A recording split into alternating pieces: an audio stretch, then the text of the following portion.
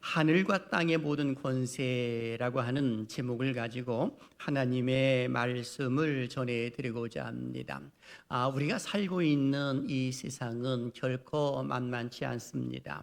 우리는 모두가 다 미지의 세계 속에 살고 있습니다. 그러다 보니까 우리 앞에 어떤 일들이 펼쳐질는지 우리는 아무도 모르면서 살아가고 있습니다. 어저께 교사 세미나를 앞두고 가까운 식당으로 가는 도중에 교통사고가 난 것을 목격을 했습니다. 승용차와 그리고 오토바이가 충돌을 한 것이었습니다. 오토바이를 타고 가셨던 분들은 오토바이는 그야말로 많이 찌그러졌고, 그리고 그분은 넘어져서 일어서지를 못하고 있는 그런 모습이었습니다. 119 차가 왔고요. 그리고 많은 사람들이 또 거기를 웅성거리면서 있었고, 또 어떤 사람들은 교통 정리를 해주는 그런 모습을 본 바가 있습니다. 순간 이런 생각이 듭니다. 이것이 인생이구나. 언제 어느 때에 무슨 사건 또는 사고를 당할는지 모르는 것이 우리 인생이구나라는 생각을 해보았습니다. 그러면서 마음속에 떠오르는 성경 구절이 하나가 있었는데 바로 시편 90편 10절 말씀이 떠올랐습니다. 우리의 연수가 70이요 강건하면 80이라도 그 연수의 자랑은 수고와 슬픔뿐이요 신속기간이 우리가 날아가나이다 라고 모세는 노래를 한 바가 있습니다. 여기 보게 되면 우리 연수가 70 그리고 강건하면 80, 그러면서 그 연수의 자랑은 뭐냐? 수고와 슬픔뿐이다 라고 기록을 하고 있습니다. 그 정도로 인생하게 되면은 수고하는 인생이요 또 슬픔이 있는 인생이다 라고 말할 수가 있는 것입니다. 그런 거로 마음속에 떠오르는 것은 잘 살아야 되겠구나 라고 하는 것입니다. 그렇다면 우리가 잘 산다라고 했을 때에 무엇이 잘 사는 것이겠습니까? 많은 돈을 벌고 권력이 높아지면 잘 사는 것입니까? 결코 그렇지 아니함을 성경은 기록을 해놓고 있습니다. 바로 예수님을 잘 믿으면서 이 미래를 준비하면서 사는 것이 잘 사는 것이다 라고 말할 수가 있는 것입니다. 그렇다면 우리는 이런 질문을 하나 할 필요성이 있습니다. 마지막 때에 우리가 살고 있는데 오늘이 내 인생의 마지막 날이라고 한다면 나는 과연 내게 있는 사람들, 사랑하는 사람들에게 무슨 권면의 말을 할 것인가라고 하는 것입니다. 성경의 예를 보게 되면 요셉이라고 하는 사람은 창세기 50장을 보게 되면 임종하는 순간에 그는 이렇게 고백을 합니다. 나는 죽을 것이나 하나님이 당신들을 돌보아 주시리니 하면서 이곳에서 나갈 때에 나의 해골을 가지고 나가라 라고 하는 이런 유언 비슷한 모습으로서의 부탁을 하는 그런 모습이 일어난 것을 보게 됩니다. 그렇다면 오늘 우리도 똑같은 것 아니겠습니까? 내 인생 마지막 날이라고 한다면 가장 소중한 것을 많은 사람들에게 또는 사랑하는 사람들에게 전해주고자 하는 그런 모습이 있으리라 라는 생각도 해보게 됩니다. 오늘 본문 속에서도 예수님께서는 이 땅에 계시지 아니하시고 그리고 승천하신 그 시점 속에서 사랑하는 제자들에게 마지막 부탁의 말씀을 하시는 것을 보게 됩니다. 바로 그 말씀은 다른 것이 아니라 지상 위임대 명령이라 할 수 있는 복음 전도에 대한 것들을 강조하는 그런 모습들이 일어난 것을 보게 됩니다.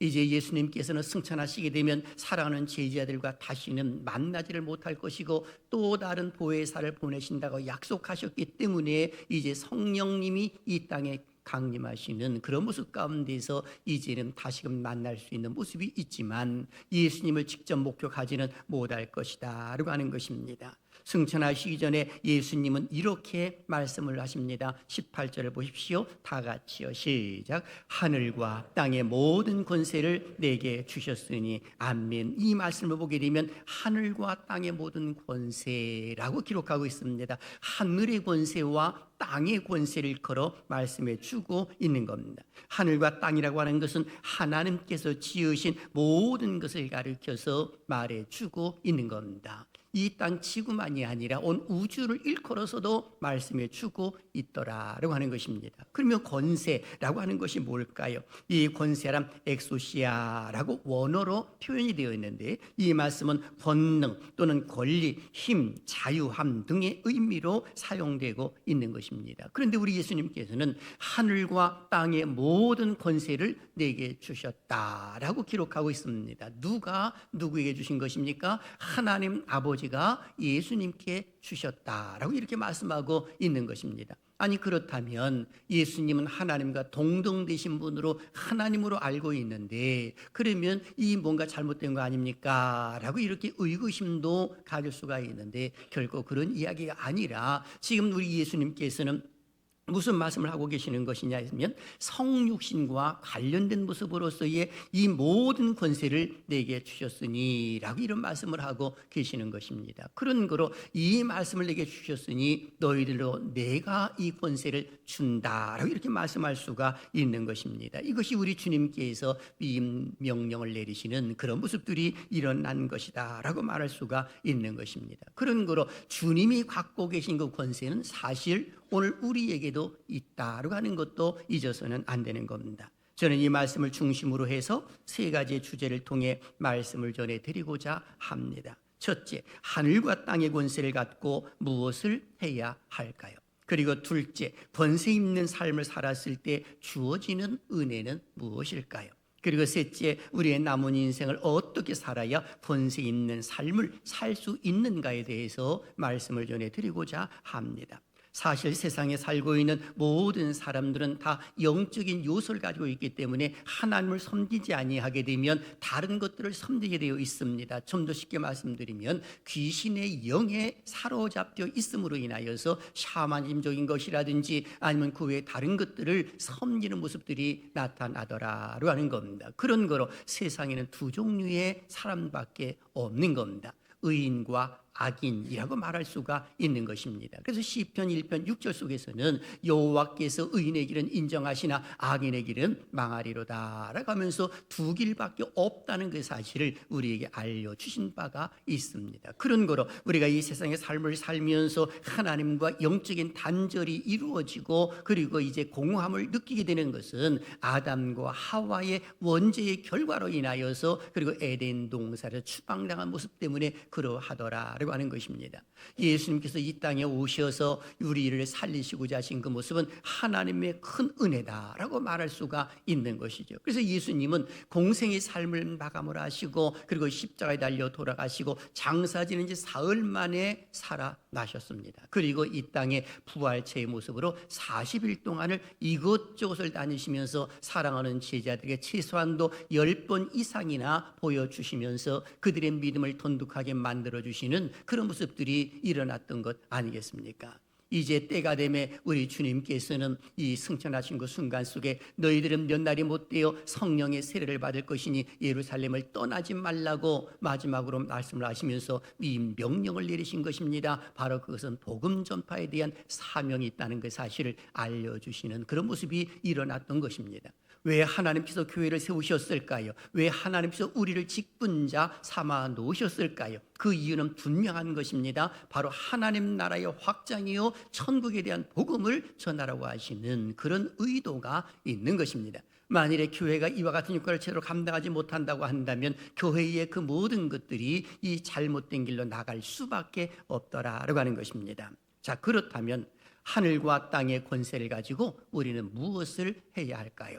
오늘 본문 속에서 두 가지를 이야기를 해주고 있습니다. 그 첫 번째는 전도 대상자를 정확하게 말씀해 주고 있습니다. 우리는 전도를 할 때의 그 대상이 누구냐라고 하는 것에 많은 사람들이 의구심을 갖고 있는데, 오늘 본문 19절은 이렇게 말씀합니다. 그러므로 너희는 가서 모든 민족을, 이렇게 표현했습니다. 여기 너희는 가서라고 말씀합니다. 이들이 누굴까요? 바로 말씀을 받고 있는 이 12제자, 즉 11제자를 가리켜서 말해주고 있는 겁니다. 이들이 누굽니까? 예수님을 따라다니면서 3년 동안 훈련받았던 제자들을 일컬어 말해주고 있는 것입니다. 그래서 너희는 가서라고 하면서 전도 대상자를 말씀해 주는데 누굽니까? 모든 민족이라고 표현해주고 있습니다. 모든 민족이란 모든 지역의 모든 사람을 가리켜서 말하고 있는 겁니다. 즉 언어와 문화의 장벽을 뛰어넘고 민족의 담장을 허물고 정치와 이념을 초월하며 신분을 불문하고 세상 모든 사람들을 일컬어서 모든 민족이라고 이렇게 표현해주고 있는 것입니다. 그런 거로 어느 특정한 단체나 특정한 민족이나 아니면 특정한 사람을 위하여서가 아니라 모든 민족에게 이 복음이 증거되어야 할 것임을 우리 주님은 지금 말씀해 주고 계시는 것입니다.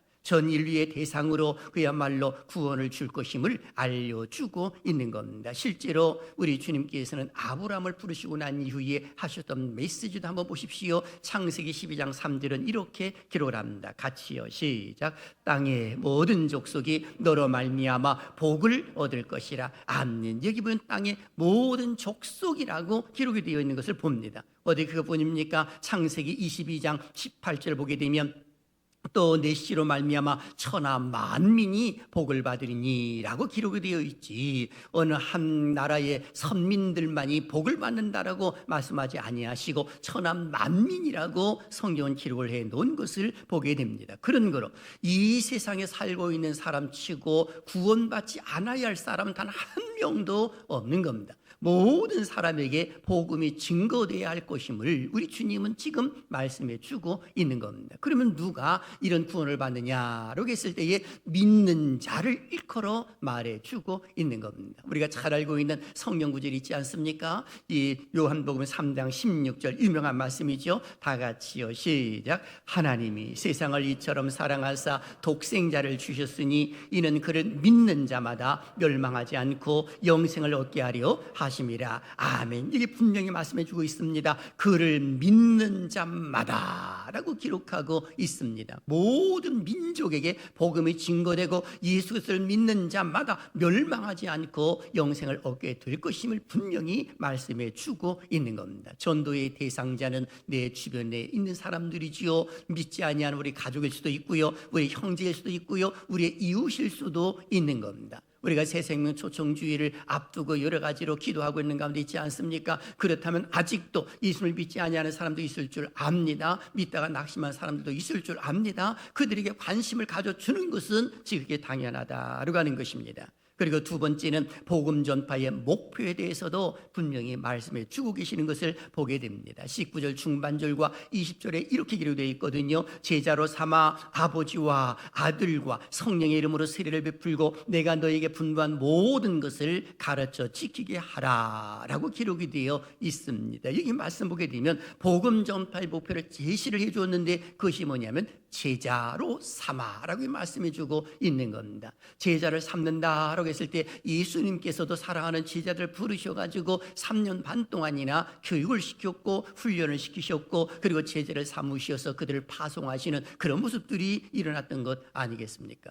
제자를 삼는 과정에서는 두 가지가 병행되어야 한다는 걸 사실 알려주었어요. 그 첫 번째는 세례요, 두 번째는 가르쳐서 지키게 하라 이렇게 말씀하고 있는 겁니다. 세례를 줄 때에도 그냥 세례를 주는 것이 아닙니다. 아버지와 아들과 성령의 이름, 삼위일체 이름으로 세례를 베풀라라고 말씀하고 있고 그리고 너에게 분부한 모든 것을 가르쳐서 지키게 하라. 여러분, 가르칠 때도 한 번 가르치는 것을 가르쳐 말하는 것이 아닙니다. 언제까지 이것을 제대로 지키는 일에 이 진행에 옮길 때까지 끊임없이 가르칠 것임을 알려주고 있는 겁니다. 무엇을 가르치는 것입니까? 예수 그리스도에 대한 것을 가르치고 언제까지요? 그것을 지킬 때까지 가르칠 것임을 알려주고 있는 겁니다. 한 번에서 안 되면 두 번, 그래도 안 되면 10번, 100번, 1000번이라도 지킬 때까지 가르치라라고 이렇게 말씀해주고 있는 것입니다. 그렇습니다.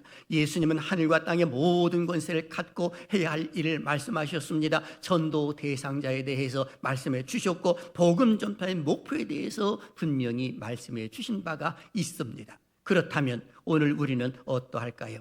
주님의 지상 대명을 잘 실행에 옮기고 있는가라고 하는 질문입니다. 스스로 답을 해볼 필요성이 있는 것이죠. 주님은 우리에게도 동일하게 명령을 하셨습니다. 사랑하는 제자들에게 명령을 하셨듯이 하늘과 땅의 모든 권세를 내게 주셨으니 너희는 가서라고 하셨을 때에 오늘 우리에게도 동일하게 적용된다라고 하는 것입니다. 저는 이 말씀을 듣고 있는 사랑하신 여러분들 모두가 다 주님의 대명령을 준행하는 은혜가 있기를 주님의 이름으로 축원합니다. 그럴 때에 하나님께서 큰 은혜를 내려주시는 그런 모습이 있는 것 아니겠습니까? 그러면 권세 있는 삶을 살았을 때 주어지는 은혜가 무엇일까요? 오늘 여기 성경은 분명히 기록합니다. 뭐라고 표현할까요? 20절 중반절을 보세요. 같이요. 시작. 볼지어다 내가 세상 끝날까지 너희와 항상 함께 있으리라 하시니라. 아멘. 여기 이 말씀 보게 되면 볼지어다 하면서 주의를 환기를 시켜주는 모습이 나옵니다. 부활 승천하시면서 우리 주님께서 볼지어다 라고 말씀했거든요.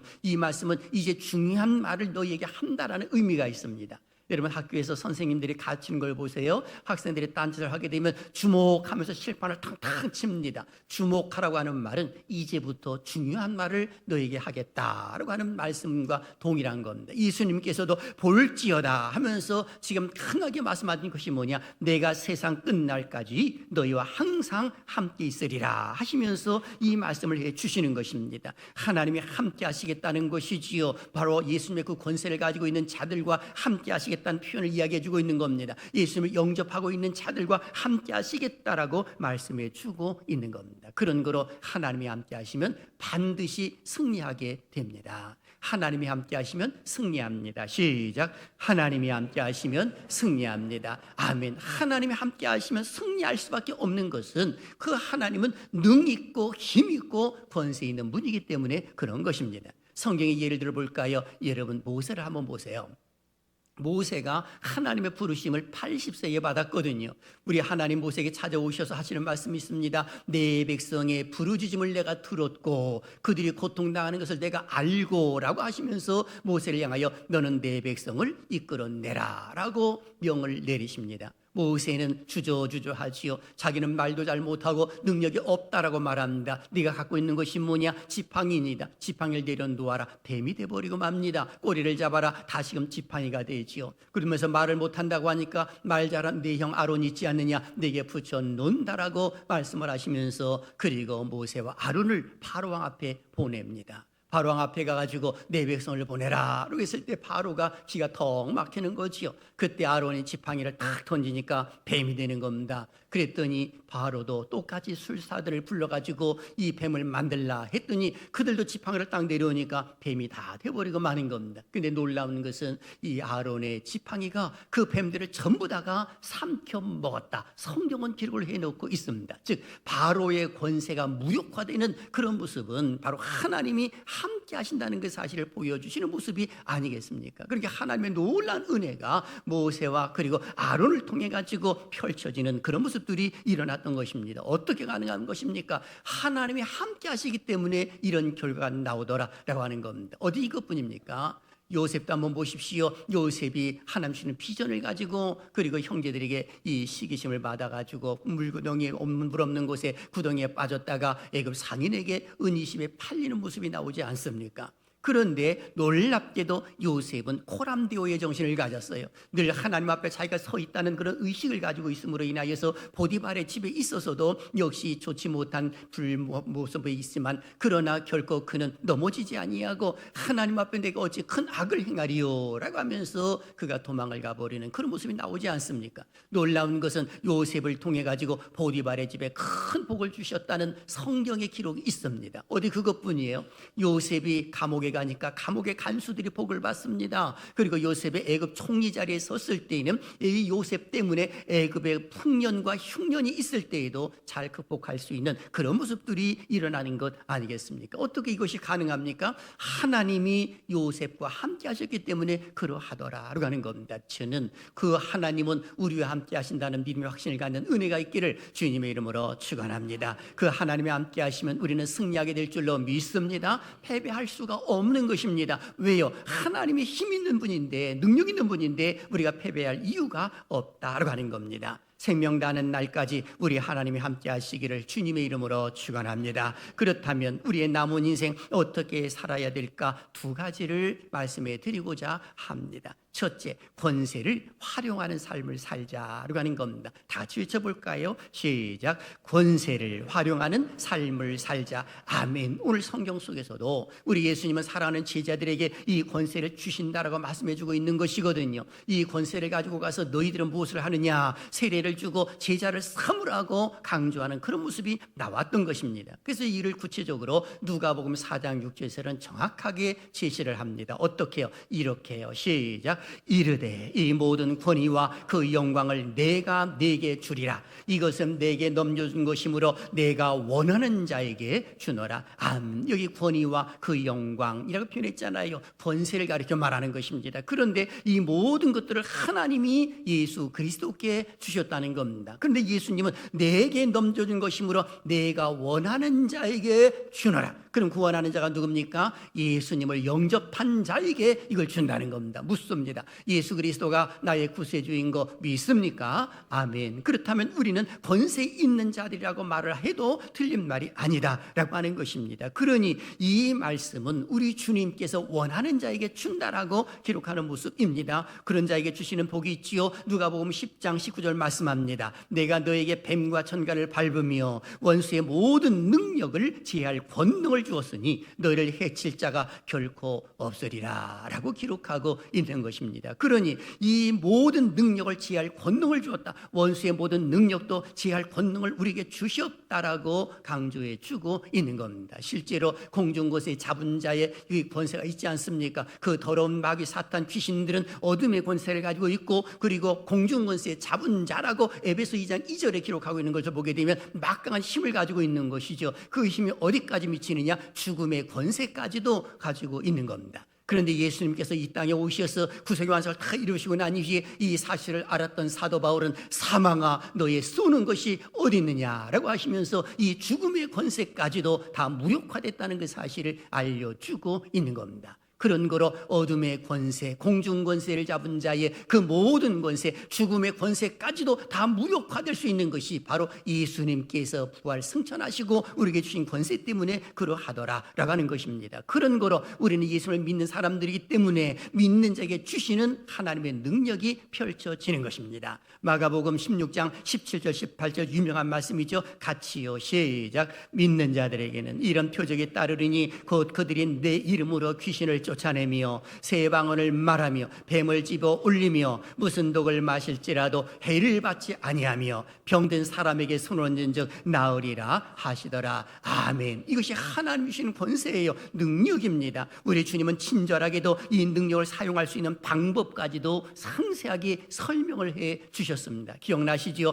요한복음 14장 14절에 내 이름으로 무엇이든지 내게 구하면 내가 행하리라 라고 우리 주님께서는 이것을 실행에 옮길 것임을 말씀해 주고 있습니다. 누구의 이름으로? 예수 그리스도의 이름으로 기도할 것을 강조해 주고 있는 겁니다. 그런 거로 오늘 우리에게 어떤 문제가 있든지 간에 그 문제 때문에 우리가 힘들어할 이유가 없는 것은 하나님 앞에 구할 수 있기 때문에 그런 것입니다. 기억나시죠? 마태복음 7장 7절요. 구하라 그리하면 너에게 주실 것이요 찾으라 그리하면 찾아낼 것이요 문을 두드리라 그리하면 너희에게 열릴 것이니 하면서 세 개의 동사를 쓰면서 구하고 찾고 두드릴 것을 강조해 주고 있는 것입니다. 이것을 뭘 이야기하는 것입니까? 권세를 활용하는 자들이 가져야 할 자세 아니겠습니까? 여러분 전도할 대상자를 구해야지요. 하나님 내가 이 누구를 전도하기를 원하는데 아무리 찾아도 없습니다. 그래도 구해야지요. 이웃을 구해야든지 그리고 찾아보아야지요. 찾는 걸 끝내지 말고 문을 두드려야지요. 그리고 모든 문제도 역시 똑같은 것입니다.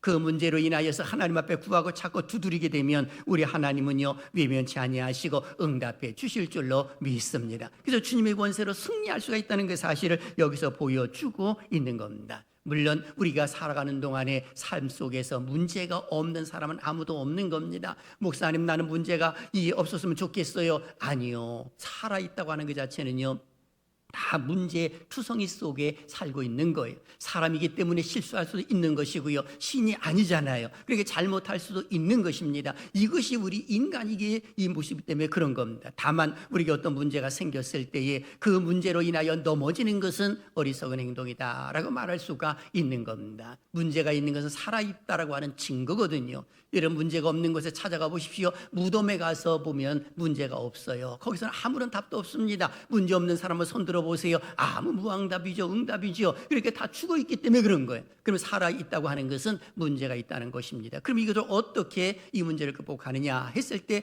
하나님 앞에 기도할 때 하나님 내 앞에 어떤 문제도 생기지 않게 해주세요. 이렇게 기도하는 것은 죽게 해달라는 것과 똑같은 거예요. 그러니 그렇게 기도하지 말고 내 앞에 어떤 문제가 생겼다고 한다면 하나님 이 문제를 극복할 수 있는 힘을 허락하여 주시옵소서. 모세에게 주었던 능력을 주시고 제자들에게 주었던 그 권세를 저에게도 허락하여 주시옵소서. 하나님 응답해 주실 줄로 믿습니다. 넉넉하게 이겨나가도록 만들어 주신다라고 하는 것입니다. 그리고 두 번째 꼭 기억할 것은 약속을 지키는 삶을 살자라고 하는 겁니다. 우리 하나님은요 인간이 아니시기 때문에 실수도 없어요. 또 실언도 하지 아니하십니다. 한번 말씀하시는 것을 반드시 실행에 옮기시는 분이 우리 하나님이십니다. 약속하신 것을 반드시 성취하시거든요. 왜요? 성경을 보십시오. 구약 성경은 옛 언약이라고 해서 구약입니다. 그리고 신약은 새 언약이라고 해서 신약이거든요. 그런데 어떻게 구성되어 있느냐? 약속과 성취로 되어 있는 거예요. 근데 약속과 성취로 되어 있음으로 인하여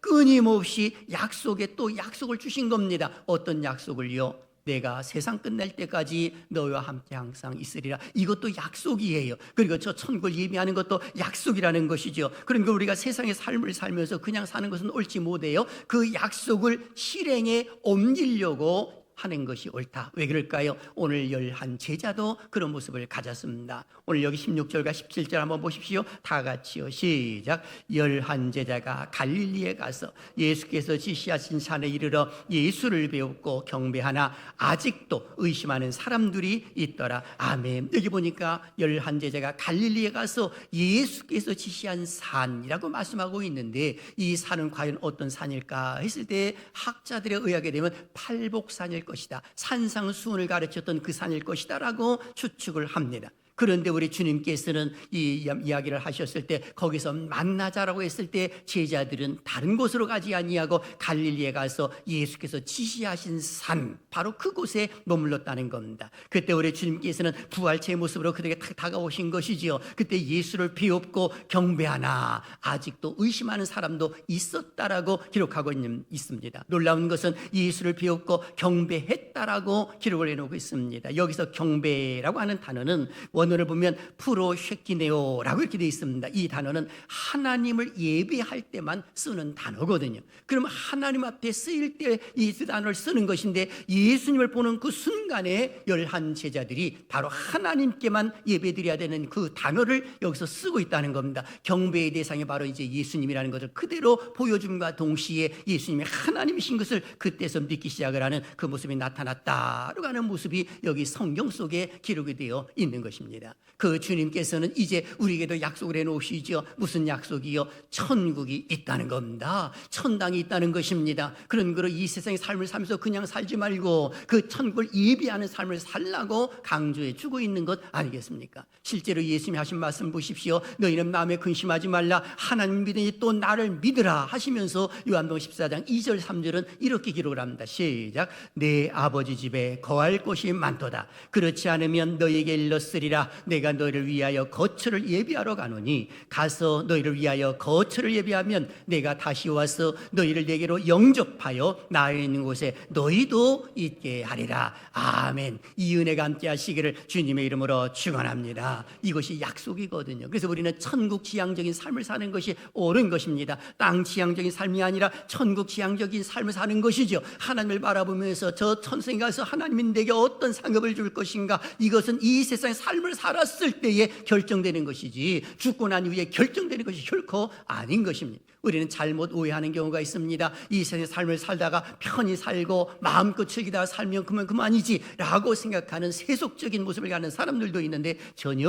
그렇지 아니함을 오늘 주님께서는 말씀해 주고 있는 겁니다. 그런 거로 우리는 그 약속을 부여잡으면서 최선을 다해서 전도하려고 노력하는 겁니다. 왜 전도를 해야 할까요? 이유는 간단한 것입니다. 구원주는 한 분밖에 없기 때문에 그런 것이거든요. 요한복음 14장 6절 보십시오. 예수께서 이르시되 내가 그 길이요 진리요 생명이니 나로 말미암지 않고는 아버지께로 올 자가 없느니라고 기록하고 있습니다. 길과 진리 생명은 오직 한 길밖에 없습니다. 예수를 믿는 길 외에는 없는 것이거든요. 그런 거로 우리는 우리 가족 가운데 믿다가 낙심한 사람이나 안 믿는 사람들에게 담대하게 이 복음을 전할 의무가 있는 것입니다. 해도 되고 안 해도 되는 것이 결코 아니다라고 하는 것입니다. 왜 그렇습니까? 천하의 다른 이름을 구원받을 만한 이름 주신 적이 때문에 그런 거예요. 사도행전 4장 12절요 같이 읽습니다. 시작. 다른 이로서는 구원을 받을 수 없나니 천하 사람 중에 구원을 받을 만한 다른 이름을 우리에게 주신 일이 없음이라 하였더라. 아멘. 바로 여기 보면 천하의 다른 이름, 구원받을 만한 다른 이름 절대로 주시지 않았다는 겁니다. 오직 예수 그리스도 외에는 안 된다라는 그 사실을 알려주고 있는 겁니다. 그렇습니다. 사랑하신 여러분, 우리가 사는 날 동안 내게 주어진 권세가 있음을 잊어서는 안 되는 것이고, 이 권세를 가지고 우리는 복음 전파에 최선을 다하고 하나님의 약속을 부여잡으면서 우리가 곁살지 아니하고 또 좌로나 우로나 치우치지 아니하고 하나님이 기뻐하시는 그 길로 나간다면 하나님께서는 큰 은혜 베풀어 주실 줄로 믿습니다. 이런 이야기가 있습니다. 마취제를 발명한 사람 중에 제임스 심프슨이라고 하는 산부인과 의사여가 있었습니다. 그는 외과 수술을 받는 환자들이 당하는 고통을 어떻게 하면 털어줄 수 있을까라고 하면서 전전긍긍하면서 그리고 기도를 했다고 그러지요. 그러다가 성경책을 딱 폈습니다. 성경을 읽다 보니까 창세기 2장 21절과 22절이 눈에 딱 들어오는 겁니다. 여호와 하나님이 아담을 잠들게 하시니 잠들매 그가 갈빗대 하나를 취하고 라고 하는 이 말씀이 들어온 것입니다. 아, 그렇다면 하나님이 아담을 잠들게 하시고 그의 갈빗대를 취했을 때에 아프지 않도록 하셨겠구나 라고 하는 것을 생각을 하고 착안을 해서 연구를 해가지고 이것을 마취제를 발명을 하게 됐는데 바로 클로로포럼이라고 하는 마취제입니다. 이것으로 인하여서 우리가 치료를 받는 그런 모습이 있는 거 아니겠습니까? 중한 그 환자들도 수술을 하고 나면은 그야말로 아프지 않는, 그렇게 수술 받을 때 전혀 아프지 않는 수술을 안 하고 여러분 한번 해보십시오. 얼마나 그것이 아플 것인가라고 하는 것입니다. 그런데 놀라운 것은 그의 말년에 제자들이 찾아와서 묻습니다. 선생님이 생애 동안에 가장 큰 발견은 무엇입니까? 라고 질문을 했더니 이분이 하는 말씀이 예수 그리스도의 발견이다. 예수 그리스도보다 더 소중한 것은 없다라고 그분은 고백을 했다고 하는 유명한 이야기가 있습니다. 그렇다면 내 인생에 있어서 가장 소중한 분은 과연 누굴까라고 하는 것입니다. 사랑하신 여러분, 우리는 사는 날 동안 주님께서 주신 권세를 가지고 하나님 나라 확장에 귀하게 쓰임받아야 될 줄로 믿습니다. 그래서 기억하십시오. 예수님의 이름으로 우리는 승리할 수가 있는 겁니다. 예수님의 이름으로 귀신은 떠나가게 될 줄로 믿습니다. 예수님의 이름으로 병고침도 받는 것입니다. 신의 역사가 일어날 수가 있는 것입니다. 예수를 믿는 모든 사람들에게는 이런 능력이 있는 겁니다. 목회자에게만 있는 것이 아니라 우리 사랑하는 성도들 있다는 사실을 절대로 잊지 말고, 가정에서도 자녀들을 위해서 담대하게 기도해 주시고, 그리고 직장에서도 담대하게 앉아있는 그 책상을 하나님 거룩하게 구별되게 만들어 주시고 하면서 기도하십시오. 어둠의 권세자들이 물리치려고 해도 끊임없이 틈타려고 하더라도 하나님이 지켜주시고 막아주시기 때문에 승리하게 될 줄로 믿습니다. 이 은혜가 함께 하시기를 주님의 이름으로 축원합니다.